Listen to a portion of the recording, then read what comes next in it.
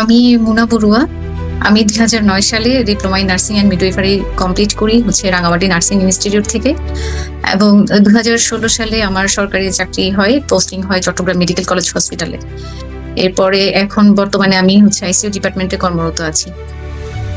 আর ২০২১-২২ সেশনে আমি Faujdarhat nursing college থেকে পোস্ট বেসিক পাবলিক হেলথের উপরে পোস্ট বেসিক কমপ্লিট করি।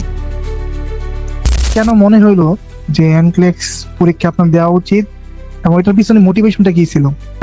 পোস্ট বেসিক শেষ করার পরে আমাদের রেজাল্ট পাবলিশ হয় ২০২৪-এর শুরুর দিকে। তো তখন আসলে এমএসএন করব নাকি এমপিএইচ করব, আমি আসলে দ্বিধাদ্বন্দ্বে ছিলাম যে কোনটা করলে ভালো হবে আমার জন্য।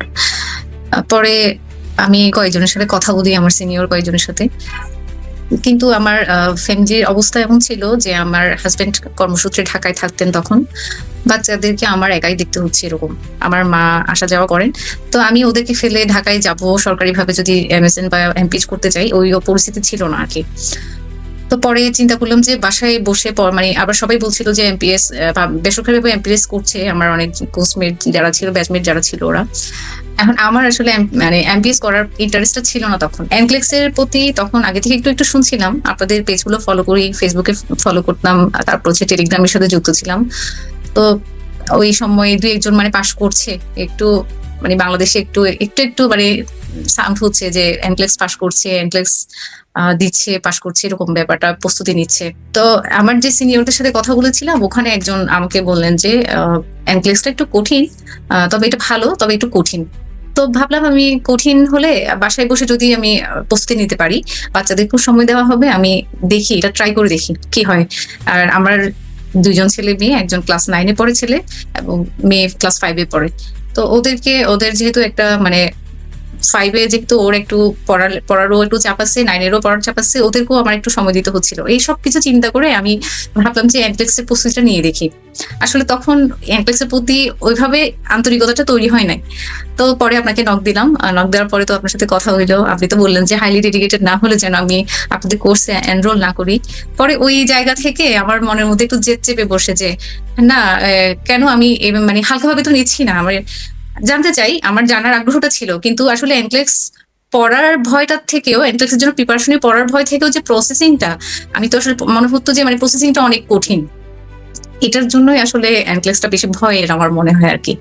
তো আপনাদের সাথে যুক্ত হওয়ার পরে যখন প্রসেসিং গুলো এত ইজি করে আপনারা সবকিছু রেডি করে দিয়েছেন, তখন তো আসলে ভয়টা তো অনেক কেটে গেছে। প্রথম যেদিন ক্লাসে জয়েন করি এরপর থেকে তো আরোই কেটে গেছে। আর আমার আসলে আগে কিছুই করা ছিল না, আমি এনক্লেক্স কি এক্সপ্লোর করি আপনাদের কোচিং এ জয়েন করার পরে।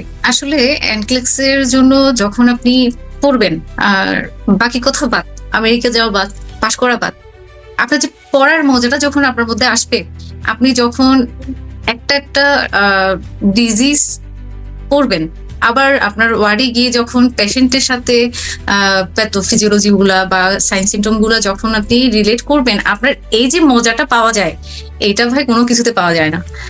আমি মনে হয় না আমি বিএসসি করি, বা বিএসসি তো করেছি, তো এমএসসি করতাম বা এমএসএন করতাম, যাই করতাম, আমার মনে হয় না এই মজাটা আমি অন্য কোনোভাবে পড়ে পেতাম। ওখানে তো আমরা পাশ করার জন্য পড়ি, কিন্তু এটা টোটালি আলাদা, এটা আমার জানার জন্য পড়ছি। এত কি বলবো, যদি একবার এই জানার নেশাটা পেয়ে যায়, এটা আসলে কেউ, আমার মনে হয় না কেউ অ্যাভয়েড করতে পারবে। আর সবচাইতে শান্তি পেতাম যে ওয়ার্ডে গিয়ে আমি কাউকে ফেস করার সময়, ডক্টর বা পেশেন্টদেরকে ফেস করার সময়, আমি এটার সম্পর্কে আমার কোনো দ্বিধা নাই যে কোথায় কি হচ্ছে, কেন হচ্ছে, কিভাবে হচ্ছে, এগুলো আমি সব জানতে পারছি।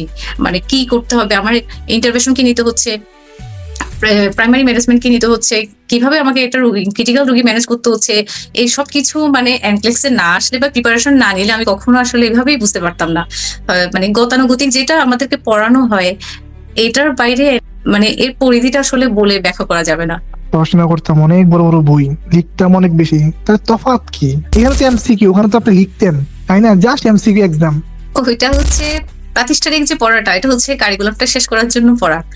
এটা আসলে আমার মনে হয় না সেভাবে আমরা জ্ঞানটা অর্জন করতে পারি, যতটুকু আমাদের জানা প্রয়োজন, যতটুকু জানলে আমরা একজন আইডিয়াল নার্স হতে পারবো, একজন সেফ নার্স হতে পারবো, সেটা মনে হয় না আমরা যেভাবে গতানুগতিক প্রাতিষ্ঠানিক যে পড়াটা পড়ি ওখানে ওইভাবে জানা যায়। আমি বাংলাদেশের শিক্ষাকে যে ছোট করে, শিক্ষার মানটাকে যে ছোট করছি তা না, কিন্তু আমাদের আরো ডেপথলি বা এনক্লেক্সের যে কারিকুলাম, ওইটা যদি আমাদের কোনোভাবে এডুকেশনের কারিকুলামে ফলো করা যেত, তাহলে মনে হয় না যে এনক্লেক্স এর ভয়টা আমাদের স্টুডেন্টদের বা আমরা যারা পড়বো ওদের কারোরই থাকতো।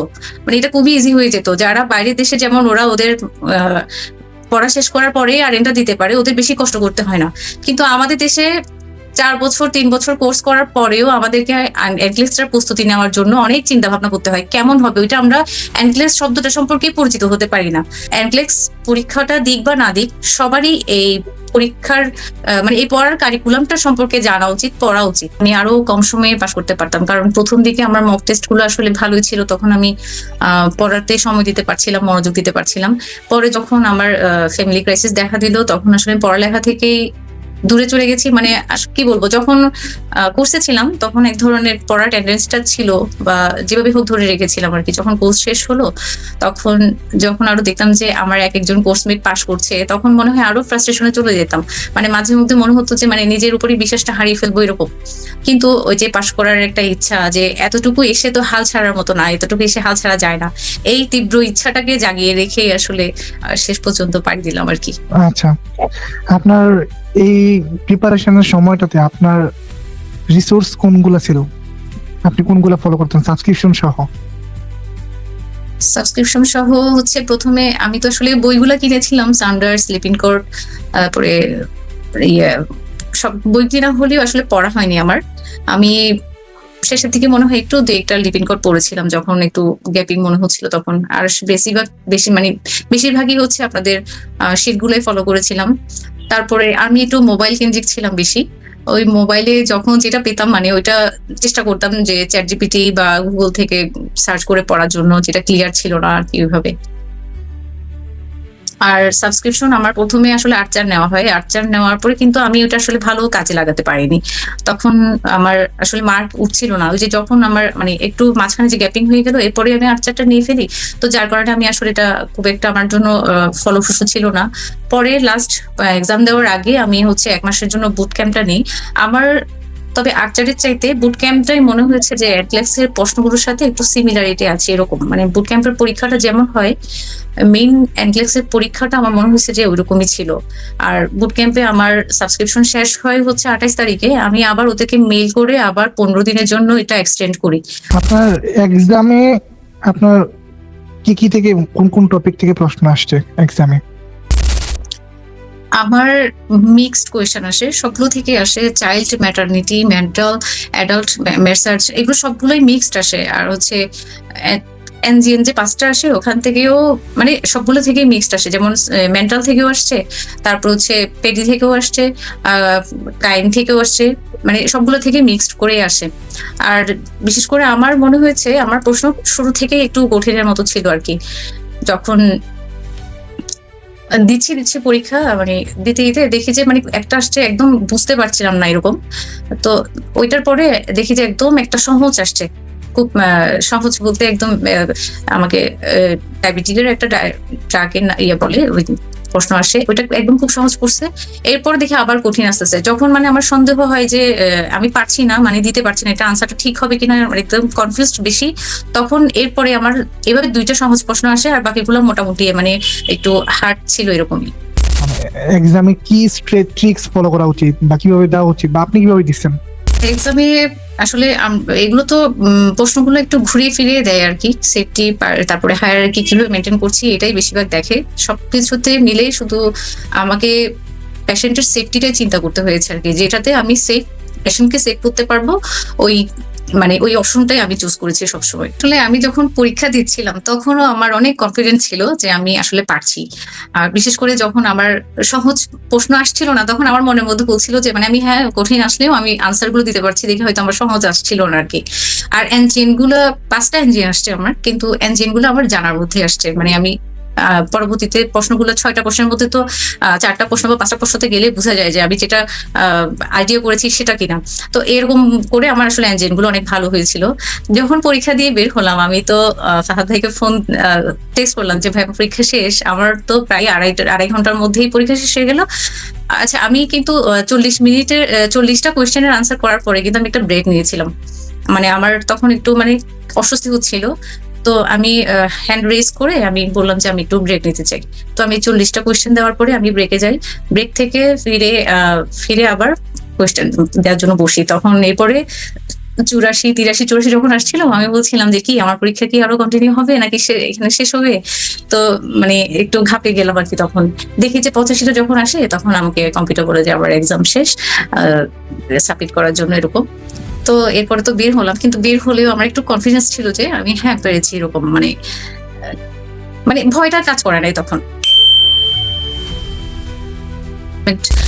সবসময় আমাকে মানে হেল্প করতে পারেনি, ও যেহেতু বাইরে থাকতো সেজন্য।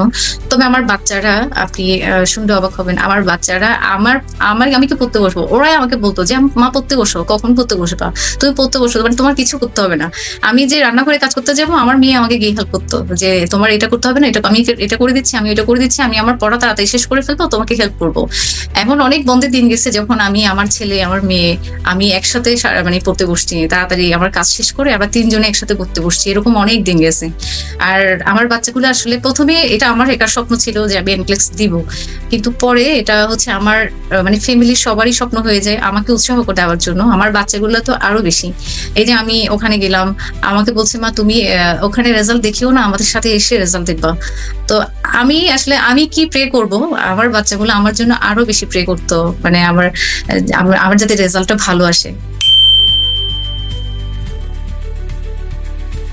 হ্যাঁ, ওখানে লেখা আছে যে পারচেজ, মানে আমি এখন চাইলে রেজাল্টটা দেখতে পারবো। এখন আমি তো আসছি দৌড়ে, আমার আম্মু আমার বাচ্চাদেরকে ডেকে হচ্ছে ড্রয়িং রুমে চলে আসি। তখন ভাইয়াও কিন্তু মেসেজ পাঠায় যে হ্যাঁ আপনি চাইলে এখন রেজাল্ট পাবলিশ হয়েছে, এখন রেজাল্ট দেখা যাবে। এখন আমি তো বললাম যে না দেখা পর্যন্ত একটা আশা থাকে যে হ্যাঁ পাস করবো কি ফেল করবো, এরকম একটা আশা থাকে, কিন্তু দেখে ফেললো তো শেষ। আমি মানে অনেক কান্নাকাটি, মানে আমার মেয়ে আমার হাজবেন্ডকে পরে বলে যে তুমি সিসি ক্যামেরায় দেখো মা কি অবস্থা করছে। মানে আমি বলছি আমি দেখবো না, আমার ছেলেকে বলতেছি বাবা আমি কার্ড নাম্বার দিলাম, পেমেন্ট করতেছি, তুমি শুধু নিচে দেখিও যে পাস আসছে না ফেল আসছে। তো যখন হচ্ছে পেমেন্ট দেওয়ার পরে ওখানে নিচে আমি সরাসরি নিচে চলে গেছি, আমি উপরে কিছু দেখি না, নিচে দেখি ওই পাস লেখাটা একটু করেছে। আমি বাবা মনে হয় আমি ভুল দিতেছি, তুমি একটু দেখো। বলে যে হ্যাঁ মা পাস আসছে পাস। তখনই সাথে সাথে নোমান ভাইও আমাকে কংগ্রেচুলেশন জানাইছে। আমি তারপরে শিওর হয়েছি যে হ্যাঁ আমি মনে হয় পাস করছি। মানে আসলে এই অনুভূতিটা, মানে আমি এত জোরে চিৎকার চেঁচামেচি করছি বাসায়, মানে এটা বলে বোঝানো যাবে না। আসলে ওই মুহূর্তটা আর কি যদি ক্যাপচার করা যেত তাহলে মানে মানুষ হাসতো আমি যে এত পাগলামি করছি তখন। আমি আমার কোর্সমেট, বিশেষ করে যারা কর্মজীবী মায়েরা আছেন, এক হাতে পড়াশোনা, চাকরি এবং পরিবার সামাল দিচ্ছেন, তাদের উদ্দেশ্যে জাস্ট এটা বলতে চাই, আমার পুরো জার্নিতে আমি অনেকবার ফ্রাস্ট্রেশনে পড়ে গিয়েছিলাম, অনেকবার উঠে দাঁড়িয়েছি, এমন অনেকবার মনে হয়েছে যে আমি কিছুই পারি না, আমার তো কিছুই মনে থাকছে না, আমি মনে হয় পারবো না। আপনি যদি এরকম ফিল করেন, এটা আসলে নতুন কিছু না, এটা প্রায় সবারই এরকম হয়। এটা কোনো ব্যাপারই না। আপনার যেটা কন্টেন্ট মনে হচ্ছে আপনি কম বুঝেন, যে কনসেপ্টটা আপনার ক্লিয়ার না, সেটা নিয়ে আপনি বেশি জোর দেন, বেশি বেশি রিভিউ করেন, দেখবেন সব ভয় কেটে গেছে। আর নিজের প্রতি আত্মবিশ্বাসও ধরে রাখতে হবে যে নিজের প্রতি আমার আত্মবিশ্বাস আছে দেখেই আমি এই পথে এসেছি, এবং সাহসটা নিয়ে আমাদের এই পথটা পাড়ি দিতে হবে। রবীন্দ্রের উদ্দেশ্যে আসলে আমি বলতে চাইবো, এনক্লেক্সটা আসলে শুধুমাত্র যে বিদেশে জব পাওয়ার চাবিকাঠি তা না, এটা হচ্ছে আমাদের জ্ঞান, দক্ষতা, মানজাতির জন্য একটা আন্তর্জাতিক মানদণ্ড। এটার মাধ্যমে প্রমাণ হবে যে আমরা আসলে গ্লোবাল স্ট্যান্ডার্ড নার্স, আমাদের পেশেন্টদের জন্য আমরা সেফ। এটাতে তো আসলে কোনো লস নাই, এটা এক ধরনের ইনভেস্টমেন্টই বলা যায়। আমাদের নলেজও বাড়লো, আবার আমরা যদি চাই তাহলে বিদেশেও জব করার সুযোগ পাচ্ছি। তো আসলে আমার মনে হয় যে স্টুডেন্ট লাইফ থেকেই এনক্লেক্সের জন্য যদি প্রিপারেশন নেওয়া যায়, তাহলে পরবর্তীতে আমাদের এনক্লেক্সটাও কঠিন মনে হবে না, আবার আমাদের একাডেমিক যে পড়াশোনা সেটাও অনেক সহজ হয়ে যাবে।